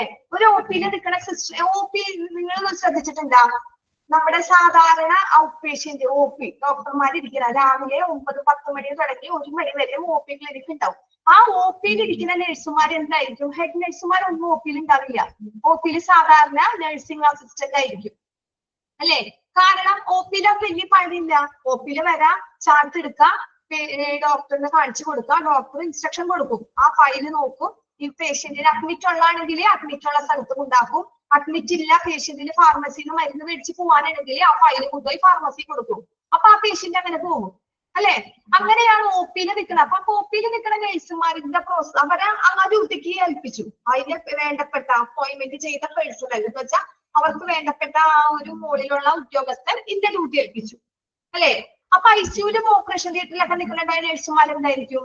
അവിടെ ഒരു നല്ല പ്രധാനപ്പെട്ട ഒരു നഴ്സ് ഉണ്ടാവും, സ്റ്റാഫ് നഴ്സ് ഉണ്ടാവും, അതുപോലെ തന്നെ ഒരു നഴ്സിംഗ് അസിസ്റ്റന്റ് ഉണ്ടാവും. ആ സ്റ്റാഫ് നഴ്സ് ആയിരിക്കും ഈ പേഷ്യന്റിന്റെ ഫുൾ ഡീറ്റെയിൽ കാര്യങ്ങളൊക്കെ അവർക്ക് അറിയാൻ പറ്റും. നഴ്സിംഗ് അസിസ്റ്റന്റ് വന്ന് വരാം, എന്തെങ്കിലും മരുന്ന് എന്തെങ്കിലും ഉണ്ടെങ്കിൽ കൊടുക്കുക, അവരത് അത്രേ ഉള്ളൂ. ബാക്കിയെല്ലാ റെസ്പോൺസിബിലിറ്റി ആർക്കായിരിക്കും? അവിടെ ഉള്ള സ്റ്റാഫ് നഴ്സിനായിരിക്കും. അതാണ് ഇവിടെ പറഞ്ഞത്. ഒരു നഴ്സിനെ അപ്പോയിന്റ്മെന്റ് ചെയ്യണമെങ്കിൽ സ്റ്റാഫിന്റെ ആ പ്രോസസ്സ് അപ്പോയിന്റ്മെന്റ് ചെയ്യണമെങ്കിൽ എന്ത് വേണം? അവർക്ക് ഏത് പേഷ്യന്റിന്റെ അളവും തരവും നോക്കിയിട്ട് അവിടെ കിടക്കുന്ന പേഷ്യന്റിന് ഇന്ന നഴ്സ് മതി. അത് കാണുമ്പോ തന്നെ അവിടുത്തെ ഹെഡ് നഴ്സിന് അറിയാം. അപ്പൊ ഇന്ന തലവും അളവും ലഭ്യമാകുന്ന അത് നോക്കിയിട്ട് അതിന് വേണ്ടപ്പെട്ട നഴ്സുമാരെ വേണം അവിടെ അപ്പോയിന്റ്മെന്റ് ചെയ്യാനായിട്ട്. അതാണ് സ്റ്റാഫിംഗ് പ്രോസസ്സിൽ പറഞ്ഞത്. കുറെ വളച്ചൊടിച്ച് നിങ്ങൾക്ക് മനസ്സിലാവാൻ വേണ്ടി ഞാൻ പറഞ്ഞത്. എന്തെങ്കിലും കൺഫ്യൂഷൻ ഉണ്ടാ? സ്റ്റാഫിംഗിലും സ്റ്റാഫിംഗ് പ്രോസസ്സിലും എന്തെങ്കിലും കൺഫ്യൂഷൻ ഉണ്ടാ?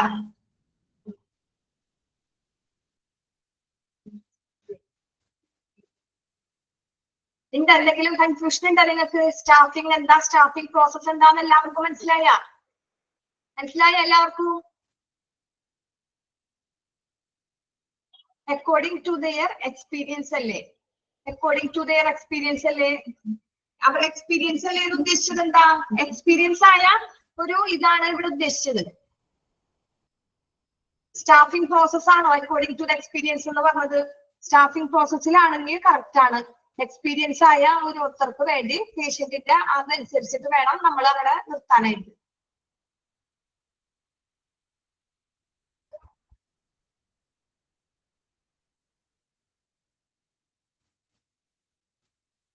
ഓക്കെ. സ്റ്റാഫിംഗ് പ്രോസസ് എന്ന് പറയുന്നത് ഒന്നും കൂടിയും പറയാം. സ്റ്റാഫിംഗ് പ്രോസസ് എന്ന് പറയുന്നത് രോഗിക്ക് ആവശ്യമായ പരിചരണം കൊടുക്കണമെങ്കിൽ അതിന്റെ തരവും അളവും പേഷ്യന്റിന് ഇന്ന കാര്യങ്ങൾ വേണം എന്നുള്ളത് നോക്കിയിട്ട് നമ്മൾ അത് തിരിച്ചറിഞ്ഞിട്ട് കൊടുക്കണം. അവർക്കുള്ള ആ ഒരു കെയർ അവർക്ക് കൊടുക്കണം. അതുപോലെ തന്നെ അവിടെ തന്നെ ഇന്ന നഴ്സുമാർക്ക് ഇന്ന ഡ്യൂട്ടി കൊടുക്കണം, ഇന്ന പേഷ്യന്റിനെ നോക്കണം എന്ന് അവിടുത്തെ ഉദ്യോഗസ്ഥര് തെരഞ്ഞെടുക്കും ഇന്ന നഴ്സുമാരെ. ആ തെരഞ്ഞെടുക്കുന്നത് നിയമിക്കുന്നതും ഈ സ്റ്റാഫിംഗ് പ്രക്രിയയിൽ പെടും. ഓക്കെ. ഇപ്പൊ ക്വാളിറ്റി ഉള്ള നഴ്സ് ഇന്ന ഡ്യൂട്ടി ചെയ്യാം, ഇന്ന ഡ്യൂട്ടി ചെയ്യാം. അങ്ങനെ ഓരോ ഡ്യൂട്ടി ചെയ്യണം. അവർക്കുള്ള കാര്യങ്ങൾ തീരുമാനിക്കുന്നതും ആരാ? ആ അപ്പോയിന്റ്മെന്റ് ചെയ്യുന്ന പേഴ്സണിൽ ഇങ്ങനെ കൊടുക്കരുത്. അതും ഈ സ്റ്റാഫിംഗ് പ്രോസസ്സിൽ വരും എന്നാണ് പറഞ്ഞത്. ഓക്കെ. ഈ 2 കാര്യങ്ങളാണ് സ്റ്റാഫിംഗ് പ്രോസസ്സിൽ വരുന്നത്. പേഷ്യന്റിന് ഒന്നാമത് അളവും തരവും നോക്കി പേഷ്യന്റിനെ ശുശ്രൂഷിക്കുക. അതുപോലെ തന്നെ ഇതിന് ക്വാളിറ്റി ഉള്ള അവരെ രോഗിക്ക് തിരിച്ചറിയാൻ കിട്ടുന്ന ആ പേഷ്യന്റിന്റെ കാര്യങ്ങളൊക്കെ നോക്കാനായിട്ടുള്ള ഇന്ന നഴ്സ് വേണം എന്നുള്ളത് ഉദ്യോഗസ്ഥരെ തിരഞ്ഞെടുക്കുന്നത് നിയമിക്കുന്നതും ഈ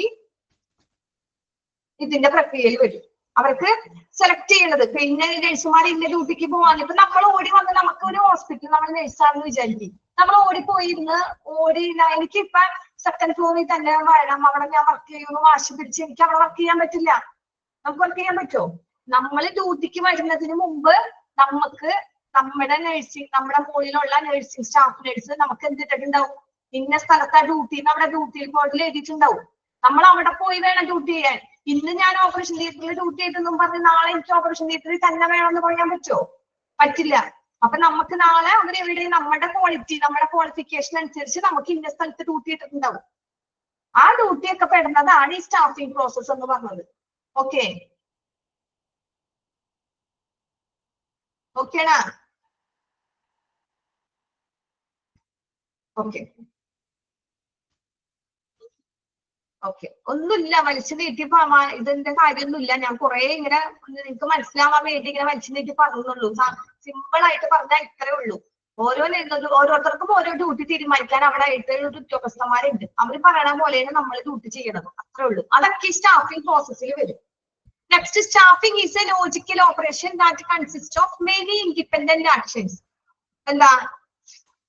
നിരവധി ഈ പ്രവർത്തനങ്ങൾ ഒരു ലോജിക്കൽ പ്രവർത്തനമാണ്. സ്റ്റാഫിംഗ് എന്ന് പറയുന്നത് ഒരു ലോജിക്കൽ ഓപ്പറേഷൻ ആണ്, ലോജിക്കൽ പ്രവർത്തനമാണ്. That consist many independent actions. അതിന്റെ ഒരുപാട് പ്രവർത്തനങ്ങളുണ്ട്, ഇൻഡിപെൻഡന്റ് ആയ ഒരുപാട് പ്രവർത്തനങ്ങളുണ്ട്. അതിലൊന്നാണ് റെക്കഗ്നൈസിങ്. ഒന്നാമത്തെ എന്താ? Recognising the type and amount of nursing care required by the patient. രോഗിക്ക് ആവശ്യമായ നഴ്സിംഗ് പരിചരണത്തിന്റെ തരവും അളവും തിരിച്ചറിയില്ല. നമ്മൾ ഫസ്റ്റ് പറഞ്ഞില്ലേ സ്റ്റാഫിംഗ് പ്രോസസ്സിൽ പറഞ്ഞത്, അത് തന്നെ റിപ്പീറ്റ് തന്നെയാണ്. ഓക്കെ, എന്താ ഒന്നാമത്തെ? ഇതിന്റെ ലോജിക്കൽ പ്രവർത്തനം. ഒരു സ്റ്റാഫിംഗ് എന്ന് പറയുന്നതിന്റെ ലോജിക്കലായിട്ട് പ്രവർത്തിക്കുന്നത്, ആ ഹോസ്പിറ്റലിൽ ലോജിക്കലായിട്ട് പ്രവർത്തിക്കുന്നതിന്റെ കാരണത്തിൽ ഒന്നാമത് അവർ പറയുന്നത് എന്താ? രോഗിക്ക് ആവശ്യമായ ഒരു നഴ്സിംഗ് കെയർ കിട്ടണം. ആ പേഷ്യന്റിന് ഒരു നഴ്സിംഗ് കെയർ കിട്ടണമെങ്കിൽ ആ പേഷ്യന്റിന്റെ അളവും തരവും നമ്മൾ തിരിച്ചറിയണം. പേഷ്യന്റിന് എങ്ങനെയാണ് കണ്ടീഷൻ, ഇപ്പൊ ഏത് കണ്ടീഷനാണ് എന്ന് തിരിച്ചറിഞ്ഞിട്ട് വേണം ആ പേഷ്യന്റിന് നമ്മൾ എന്ത് കൊടുക്കാൻ, കെയർ കൊടുക്കാൻ. റെക്കഗ്നൈസിങ്, നമ്മൾ തിരിച്ചറിയുക. Type amount of nursing care required by the patient. ആ പേഷ്യന്റിന് ആവശ്യമുള്ള നഴ്സിംഗ് കെയർ കിട്ടണമെങ്കിൽ അതിന്റെ തരവും അളവും നമ്മൾ നോക്കിയിട്ട് മനസ്സിലാക്കിയിട്ട് വേണം കെയർ കൊടുക്കാൻ. ഓക്കെ, രണ്ടാമത് പറഞ്ഞത് selecting and appointing employees from available applicants. എന്ന് വെച്ചാൽ എന്താ? നമ്മളിവിടെ പറഞ്ഞു ക്വാളിഫിക്കേഷൻ അനുസരിച്ച് ഓരോ പേഷ്യന്റിന്റെ ഓരോരുത്തർക്കും ഓരോ ഇതാണ്. അതനുസരിച്ചുള്ള ആ ജീവനക്കാരെ തെരഞ്ഞെടുത്ത് വേണം നമ്മൾ ഇന്ന ഒരേ പോസ്റ്റിൽ നിയമിക്കാനായിട്ട്. സെലക്ടിങ്, നമ്മൾ സെലക്ട് ചെയ്യണം. ആ സ്റ്റാഫിംഗ് പ്രോസസ്സിൽ പറഞ്ഞ 2 പോയിന്റും ഇവിടെ പറഞ്ഞിട്ടുണ്ട്. ഓക്കെ, സ്റ്റാഫിംഗ് പ്രോസസ്സിൽ പറഞ്ഞ ആ ലോജിക്കൽ ഓപ്പറേഷൻ ആണ് ഈ 2 പറഞ്ഞത്. സെലക്ട് ചെയ്യണം, അപ്പോയിന്റ്മെന്റ്, നമ്മൾ ഓരോ എംപ്ലോയീസിന് അപ്പോയിന്റ്മെന്റ് ചെയ്യുന്ന ഫ്രം അവൈലബിൾ ആപ്ലിക്കൻസ്. ആ വന്ന നിന്ന് നമ്മൾ എന്ത് വേണം? തെരഞ്ഞെടുക്കണം ക്വാളിഫിക്കേഷൻ അനുസരിച്ച്. ഓരോ ക്വാളിഫിക്കേഷൻ ഒരുപാട് നഴ്സുമാരുണ്ട്, ഒരുപാട് ആരൊക്കെ ഉണ്ടെങ്കിലും അവരെ നമ്മൾ ഇപ്പൊ നഴ്സുമാരെ മാത്രമേ നമ്മൾ ഇവിടെ പറയണത് എന്തുകൊണ്ടാന്ന് പറയോ? ഇവിടെ നഴ്സിംഗ് അഡ്മിനിസ്ട്രേഷൻ ആയതുകൊണ്ടാണ് ഇവിടെ സ്റ്റാഫിംഗിൽ നഴ്സുമാരെ ഉൾപ്പെടുത്തി പറയണത്. ഓക്കെ, നമ്മൾ നഴ്സിംഗ് അഡ്മിനിസ്ട്രേഷൻ ആണ് പഠിക്കുന്നത്, നഴ്സുമാരെ കുറിച്ചാണ് നമ്മൾ പഠിക്കുന്നത്. അപ്പൊ നഴ്സിംഗ് അഡ്മിനിസ്ട്രേഷനിൽ ഇവിടെ സ്റ്റാഫ് എന്ന് പറയുമ്പോൾ ആരായിരിക്കും? നഴ്സുമാരായിരിക്കില്ലേ? ഓക്കെ, അപ്പൊ അവരുടെ എംപ്ലോയീസിനെ തെരഞ്ഞെടുക്കുമ്പോൾ അവർക്ക് ഓരോ ക്വാളിഫിക്കേഷൻ അനുസരിച്ചിട്ട് വേണം അവരുടെ എംപ്ലോയീസിനെ നമ്മൾ തെരഞ്ഞെടുക്കാൻ. അവിടെ വന്നിരിക്കുന്ന ആപ്ലിക്കൻസ്, അവിടെ എത്ര നഴ്സുമാരുണ്ടോ ആപ്ലിക്കൻസ് കൊടുത്തിട്ടുണ്ടോ അവരെ നമ്മൾ തെരഞ്ഞെടുക്കുന്നത് അവരുടെ ക്വാളിഫിക്കേഷൻ അനുസരിച്ച് മാത്രമായിരിക്കണം. അതാ selecting appointing employees from available applicants. അവിടെ കിട്ടിയിരിക്കുന്ന അപേക്ഷകരിൽ നിന്ന് ലഭ്യമായിട്ടുള്ള ആ ഒരു ആപ്ലിക്കന്റിൽ നിന്ന് ജീവനക്കാരെ തെരഞ്ഞെടുത്ത് നിയമിക്കുക. എങ്ങനെ തെരഞ്ഞെടുക്കണം? നമ്മളെങ്ങനെ തെരഞ്ഞെടുക്കാം? അവർക്ക് ഓരോ ക്വാളിഫിക്കേഷൻ നോക്കിയിട്ട് വേണം നമ്മളെ തെരഞ്ഞെടുക്കാൻ. അതാണ് മോളിൽ പറഞ്ഞത്. ഇവിടെ പറഞ്ഞത് വന്നിരിക്കുന്ന അപേക്ഷകരിൽ നിന്ന് എംപ്ലോയീസിനെ നമ്മൾ തെരഞ്ഞെടുക്കണം. ഓക്കെ, ഒന്നാമത് പറഞ്ഞത് എന്താ? രോഗിക്ക് ആവശ്യമായ നഴ്സിംഗ് കെയർ കിട്ടണമെങ്കിൽ അതിന്റെ തരവും അളവും നമ്മൾ മനസ്സിലാക്കണം, തിരിച്ചറിയണം. അതാണ് ഒന്നാമത്തെ. രണ്ടാമത്തെ പറഞ്ഞത് അവിടെ വന്നിട്ടുള്ള ആ ഒരു ആപ്ലിക്കൻസിൽ നിന്ന് നമ്മൾ അവിടുത്തെ സ്റ്റാഫിനെ തെരഞ്ഞെടുത്ത് നിയമിക്കണം. 2 പോയിന്റ് മനസ്സിലായ? സ്റ്റാഫിങ്ങിന്റെ 2 പോയിന്റ് മനസ്സിലായ?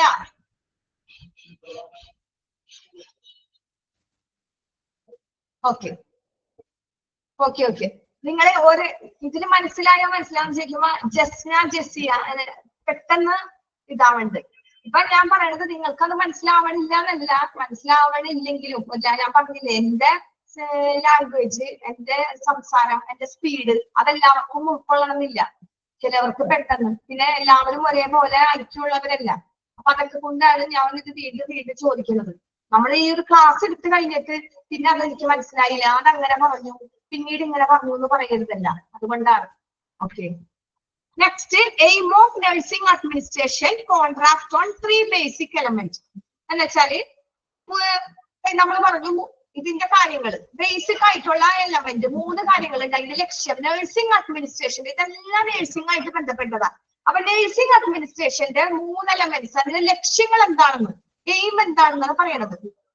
അപ്പൊ അടിസ്ഥാന ഘടകങ്ങളിൽ, അതിന്റെ അടിസ്ഥാനമായ ബേസിക്കില് 3 അടിസ്ഥാന ഘടകങ്ങൾ അവിടെ പറഞ്ഞിട്ടുണ്ട്. 3 അടിസ്ഥാന ബേസിക്കില് അതിന്റെ ആ നഴ്സിംഗ് അഡ്മിനിസ്ട്രേഷന്റെ എയിം എന്താണ്, നഴ്സിംഗ് അഡ്മിനിസ്ട്രേഷന്റെ ആ ഒരു ലക്ഷ്യം എന്താണ്. നമുക്ക് ഒന്നാമത്തെ ലക്ഷ്യം എന്താ, high quality of nursing care service. എന്താ, നഴ്സിംഗ് കെയർ സേവനത്തിന്റെ ഉയർന്ന നിലവാരം, ഹൈ ക്വാളിറ്റി ആയിരിക്കണം. നഴ്സിംഗ് കെയർ നല്ല ക്വാളിറ്റി ഉള്ള നഴ്സിംഗ് കെയർ ആയിരിക്കണം. Okay, high quality of nursing care service. അത് കൂടുതലൊന്നും പറയാനില്ലല്ലോ, അതെല്ലാവർക്കും അറിയാം. നഴ്സിംഗ് കെയർ നല്ല ക്വാളിറ്റി ഉള്ള നഴ്സിംഗ് കെയർ ആയിരിക്കണം, സേവനം അതിന്റെ ഉയർന്ന നിലവാരമുള്ളതായിരിക്കണം. രണ്ടാമത് പറയണത്, A structured but flexible stimulating environment with job satisfaction as well as a chance to develop their knowledge and skill. എന്താ രണ്ടാമതാണ് പറയണത്? രണ്ടാമത് പറയണത് ജോലി സംതൃപ്തർ എന്ന് വെച്ചാൽ ഒരു സ്ട്രക്ചർ വേണം, അല്ലെങ്കിൽ അതിന്റെ ഒരു ഫ്ലെക്സിബിൾ അങ്ങനെ ആയിരിക്കണം. അതെങ്ങനെ ആയിരിക്കണം? ജോലി സംതൃപ്തിയും അവരുടെ അറിവും ഉള്ള ആ ഒരു നോളജ്, അവരുടെ ആ സ്കില്ല്, ആ ഒരു വികസിപ്പിക്കാനുള്ള അവസരം നമ്മൾ സ്ട്രക്ചർ ആയിട്ട് ഘടനാപരമായിട്ടും പഴക്കമുള്ളതുമായ ഒരു എൻവയോൺമെന്റ് രൂപപ്പെടുത്തിയിരിക്കണം. അതാ പറഞ്ഞത്, സ്ട്രക്ചേർഡ്, നല്ല സ്ട്രക്ചർ ആയിരിക്കണം, നല്ല ഒരു സ്ട്രക്ചർ, ഫുള്ളൊരു സ്ട്രക്ചർ, നല്ലൊരു ഘടന ഉണ്ടായിരിക്കണം.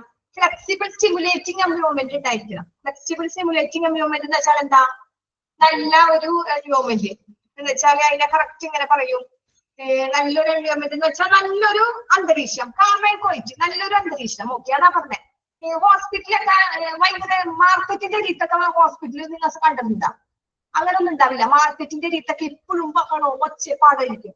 അങ്ങനൊന്നും അല്ലാതെ നല്ലൊരു കാമേ ക്വാളിറ്റി, ഭയങ്കര നല്ലൊരു ശാന്തത രീതിയിലായിരിക്കണം ഒരു ഹോസ്പിറ്റൽ, ഒരു ഇത്. അപ്പൊ ഹോസ്പിറ്റലില് അങ്ങനത്തെ ഉള്ള കാര്യങ്ങളാ പറഞ്ഞത്. അപ്പൊ നമുക്ക് അവിടെ ജോലി ചെയ്യാനായിട്ട് നല്ല സാറ്റിസ്ഫാക്ഷൻ, നല്ല സംതൃപ്തി ആയിരിക്കും, ജോബ് സാറ്റിസ്ഫാക്ഷൻ ഉണ്ടായിരിക്കും നമുക്ക് അവിടെ ജോലി ചെയ്യാനായിട്ട്. അങ്ങനെ നല്ല അറിവും, പിന്നെ ഈ ജോലി ചെയ്യാനുള്ള എന്തുണ്ടായിരിക്കണം, നല്ല അറിവ് ഉണ്ടായിരിക്കണം, ഭയങ്കര നോളജും സ്കില്ലും ഉണ്ടായിരിക്കണം. അല്ലെ, നഴ്സുമാർക്ക് നല്ല നോളജും സ്കില്ലും ഉണ്ടായിരിക്കണം. അത് വികസിപ്പിക്കാനായിട്ട് ഈ നോളജും സ്കില്ലും വല്ല ഹോസ്പിറ്റൽ, ചന്തയുടെ അടുത്തൊക്കെ ഹോസ്പിറ്റലിൽ കൊണ്ടുവച്ചാൽ അവർക്ക് ഒരുപാട് അറിവ് അവിടെ ഒക്കെ കൊണ്ടുവച്ചാൽ അത് ശരിയാവില്ല. ആ സ്ഥാനത്ത് നല്ല അന്തരീക്ഷം ഘടനാപരമായി അവിടെ ഒക്കെ ഉണ്ടായിട്ട്, പിന്നെ അതുപോലെ തന്നെ നഴ്സുമാർക്ക് നല്ല വിവരവും നോളജൊക്കെ ഉണ്ടെങ്കിൽ എന്താ, ആ ഒരു നല്ല അടിപൊളിയായിരിക്കും, നല്ല ഹോസ്പിറ്റലായിരിക്കും. അതങ്ങനെ പറഞ്ഞത്. സ്ട്രക്ചേർഡ്, അതിന്റെ സ്ട്രക്ചേർഡ് ഫ്ലെക്സിബിൾ സ്റ്റിമുലേറ്റിംഗ് എൻവയോൺമെന്റ്, നല്ലൊരു എൻവയോൺമെന്റ് ഉണ്ടായിരിക്കണം. അതുപോലെ തന്നെ ജോബ് സാറ്റിസ്ഫാക്ഷൻ, അവർ ചെയ്യുന്ന ജോലിയിലുള്ള ആ ഒരു സംതൃപ്തി എന്ന് പറയുന്നത്, to develop their knowledge and skill. അത് അവർക്ക് ഇത്തിരി അറിവുണ്ടെങ്കിലും അത് നോളജ് വർദ്ധിപ്പിക്കാനും വികസിപ്പിക്കാനായിട്ടുള്ള ആ ഒരു ഇതുണ്ടായിരിക്കണം. ഒച്ചയും ബഹളമൊക്കെ ഉള്ള സമയത്താണെങ്കിൽ അവർക്ക് ആ നോളജ്, അവർക്കുള്ള അറിവ് പോലും അവർക്ക് കിട്ടില്ല. കാരണം അവർക്ക് ഭയങ്കര ഇറിറ്റേഷൻ ആയിരിക്കും, ഭയങ്കര ബുദ്ധിമുട്ടായിരിക്കും, ഭയങ്കര സൗണ്ട് വരല്. ആ സ്ഥലത്ത് അവരുടെ കാര്യങ്ങളൊക്കെ ആ ഹോസ്പിറ്റൽ, ഒരു നല്ലൊരു ഹോസ്പിറ്റൽ സ്ഥലത്തൊക്കെ ആണെങ്കിൽ അതിന്റെ ഒരു കാര്യങ്ങളൊക്കെ അവർക്ക് കിട്ടും. അതാണ് ഇവിടെ പറഞ്ഞത്. അപ്പൊ ജോലി സംതൃപ്തിയും അവരുടെ അറിവ് വൈദഗ്ധ്യവും വികസിപ്പിക്കാനുള്ള ആ ഒരു അവസരം ഉണ്ടെങ്കിൽ അതിന് നല്ല ഒരു ഘടനാപരവും നല്ല അന്തരീക്ഷവും ഉണ്ടായിരിക്കും. അതവിടെ പറഞ്ഞത്. ഓക്കെ, എന്താ ഒന്നും കൂടി പറയാം. എന്താ പറഞ്ഞേ, ജോലിയില് അവർ ചെയ്യുന്ന ജോബ് സാറ്റിസ്ഫാക്ഷനും അവർക്കുള്ള ആ ഒരു നോളജും സ്കില്ലും വികസിപ്പിക്കാനുള്ള ആ അവസരം ഉണ്ടാവണം. ആ വികസിപ്പിക്കാനുള്ള ഒരു അവസരം ഉണ്ടെങ്കിൽ നല്ല സ്ട്രക്ചർഡ് ആയ, അല്ലെങ്കിൽ ഫ്ലെക്സിബിൾ സ്റ്റിമുലേറ്റിംഗ് നല്ലൊരു അന്തരീക്ഷം അവർക്ക് വീണ്ടെടുക്കാൻ പറ്റും, അന്തരീക്ഷം ഉണ്ടാക്കാൻ പറ്റും. അതാണ് എയിം. രണ്ടാമത്തെ എയിം പറയണത്, നഴ്സിംഗ് അഡ്മിനിസ്ട്രേഷന്റെ രണ്ടാമത്തെ എയിമാണ് പറഞ്ഞത്. അപ്പൊ നല്ലൊരു എൻവയോൺമെന്റ്. പിന്നെ management process causing and efficient and effective pattern of nursing care service in the most proved manner. എന്ന് വെച്ചാൽ എന്താ, നഴ്സിംഗ് പരിചരണത്തിന്റെ കാര്യക്ഷമത എന്ന് വെച്ചാല് നഴ്സിംഗ്, ഒരു പേഷ്യന്റിന്റെ നഴ്സിംഗ് കെയർ നോക്കിയാണ് അതിന്റെ ആ കാര്യമായിട്ട്, അതിന്റെ ആ ഒരു എഫക്റ്റീവായിട്ടും ഫലപ്രദമായിട്ടുള്ള പാറ്റേൺ ഉണ്ടാകുന്ന ഒരു മാനേജ്മെന്റ്, നല്ലൊരു മാനേജ്മെന്റ് ആയിരിക്കണം. അതവിടെ പറഞ്ഞത്. നഴ്സുമാരുടെ കാര്യങ്ങൾ എഫക്റ്റീവായ നഴ്സാണ്, നല്ല കാര്യപ്രാപ്തിയുള്ള നഴ്സാണ്. അപ്പൊ അവർക്ക് അവരെ അങ്ങനെ നിയമിച്ചത് നല്ല മാനേജ്മെന്റ് ആയതുകൊണ്ടാണ്. ഏറ്റവും മിതമായ രീതിയിലുള്ള സേവനങ്ങളായിരിക്കാം. ഫ്രൂഗൽ മാനർ എന്ന് വെച്ചാൽ എന്താ? മിതവ്യയം. ഫ്രൂഗൽ മാനർ എന്ന് വെച്ചാൽ മിതവ്യയം. അപ്പൊ നല്ല ഒരു പരിമിതമായ ഒരു സേവനമായിരിക്കണം. ഭയങ്കര പരിമിതമായ എന്ന് വെച്ചാൽ കുറെ കാശ്, ഒരു ചെറിയ ടെസ്റ്റിൽ പോലും നമ്മൾ ചില ഹോസ്പിറ്റലിലൊക്കെ പോയാൽ വീട് വിറ്റ് ആയാൽ പോലും നമുക്ക് വേണ്ടപ്പെട്ടവരാകുമ്പോൾ നമ്മൾ ക്യാഷ് ഒന്നും നോക്കില്ല അല്ലെ. അപ്പൊ നമ്മൾ പറയും ആ ഹോസ്പിറ്റലിൽ ഭയങ്കര കാശ്, വീടിന്റെ ആധാരം അടക്കം പോകും ആ ഹോസ്പിറ്റലിൽ പോയാൽ നമ്മൾ പറയും. അപ്പൊ അങ്ങനെ ഒന്നും അല്ലാതെ നല്ല സേവനങ്ങളായിരിക്കണം. മാനേജ്മെന്റ് പ്രോസസ്, അത് മാനേജ്മെന്റിന്റെ പ്രോസസ്സാണ്. അപ്പൊ മാനേജ്മെന്റിന്റെ പ്രോസസ്സ് നഴ്സിംഗ് പരിചരണത്തിന്റെ കാര്യത്തിൽ നഴ്സുമാരെ നല്ല എഫിഷ്യൻസിയും എഫക്റ്റീവായ നഴ്സുമാരെ കൊണ്ടുവരാൻ വേണം. അതുപോലെ തന്നെ മിതവ്യയമായ നല്ല ഒരു സർവീസ് അവരെ കൊടുക്കാൻ വേണം. അതാ പറഞ്ഞത് മൂന്നാമത്തെ. അപ്പൊ ഒന്നുകൂടി പറയാ. ഒന്നാമത്തെ പോയിന്റ് എന്താ? നല്ല ക്വാളിറ്റി നഴ്സിംഗ് സർവീസ് കൊടുക്കണം. രണ്ടാമത് പറഞ്ഞത് ജോലി സംതൃപ്തിയും അവരുടെ നൈപുണ്യം, അവരുടെ നോളജ്, സ്കില്ല് വികസിപ്പിക്കാനുള്ള അവസരവും പിന്നെ അതിനുള്ള സ്ട്രക്ചറായ നല്ല അന്തരീക്ഷവും ഉണ്ടായിരിക്കണം. പിന്നെ നഴ്സിംഗ് പരിചരണം നല്ല ഫലപ്രദവും കാര്യക്ഷമവുമായ നല്ലൊരു പരിചരണം ഉണ്ടായിരിക്കണം. അത് മാനേജ്മെന്റ് പ്രോസസ്സാണ്. മാനേജ്മെന്റിന്റെ ശ്രദ്ധയിൽ പെടണം. Management process ഇതുണ്ടായിരിക്കണം. അതുപോലെ തന്നെ മിതവ്യയ സേവനവും അവിടെ ഉണ്ടായിരിക്കണം. ഓക്കെ, അപ്പൊ നമുക്ക് ബാക്കി നെക്സ്റ്റ് ക്ലാസ്സിൽ എടുക്കാം. ഈ എയിം ഓഫ് നഴ്സിംഗ് അഡ്മിനിസ്ട്രേഷനിൽ ആർക്കെങ്കിലും എന്തെങ്കിലും ഡൗട്ട് ഉണ്ടാ? ചെലവ് കുറഞ്ഞ മിതവ്യയ എന്ന് പറയണത് കാശൊക്കെ കുറഞ്ഞ ഇത് ചെലവ് കുറഞ്ഞത്. നമ്മൾ ചില ഹോസ്പിറ്റലിൽ പറയില്ലേ, ആ ഹോസ്പിറ്റലിൽ പോയാൽ നല്ല ട്രീറ്റ്മെന്റ് കിട്ടും, പക്ഷെ നമുക്ക് അവിടെ കാശ് ഭയങ്കര കുറവുണ്ടാന്നൊക്കെ പറയുമ്പോൾ നമ്മൾ അങ്ങനെ പോകുള്ളൂ. നല്ല ട്രീറ്റ്മെന്റ് ഇപ്പൊ ഗവൺമെന്റ് ഹോസ്പിറ്റലിലൊക്കെ നല്ല പണ്ടത്തെ പോലെയല്ല, നല്ല വൃത്തി, ഇപ്പൊ നല്ല ട്രീറ്റ്മെന്റ് ആണ്. എറണാകുളം മെഡിക്കൽ കോളേജിൽ എന്നൊക്കെ പറയുമ്പോ അവിടെ അധികം മരുന്ന് ക്യാഷ് ഒന്നും കൊടുക്കണ്ട. ഇപ്പൊ മെഡിക്കൽ കോളേജിൽ എന്നൊക്കെ പറയുമ്പോ എന്താ, അവിടെ ഡോക്ടേഴ്സ് നന്നായി പഠിച്ച് പാസ്സായി വന്നിരിക്കുന്ന ഡോക്ടേഴ്സ് ആയിരിക്കും. അപ്പൊ അവിടെ നല്ല ട്രീറ്റ്മെന്റ് കിട്ടും. മറ്റു ഹോസ്പിറ്റലിൽ നല്ല ക്യാഷ് ഒക്കെ ആണെങ്കിലും അവിടുത്തെ ഡോക്ടേഴ്സ് ക്യാഷ് രീതിയിൽ പഠിച്ചു വന്നവരായിരിക്കും അല്ലെ. അപ്പൊ അങ്ങനത്തെ ഒക്കെ ഉള്ള ഒരു ഇതുണ്ട്. ഓക്കെ, അപ്പൊ എന്തെങ്കിലും ഉണ്ടെങ്കിൽ നമുക്ക് അടുത്ത ക്ലാസ്സിൽ ഭാഷ. ഫ്രൂഗൽ മാനേഴ്സ് പറയുന്നതാണ് മിതവ്യയ സേവനം, മിതമായത് ചെലവ് കുറഞ്ഞ സേവനം എന്ന് പറഞ്ഞത്. Okay, thank you. നമുക്ക് ക്ലാസ് വൈൻഡപ്പ് ചെയ്യാം.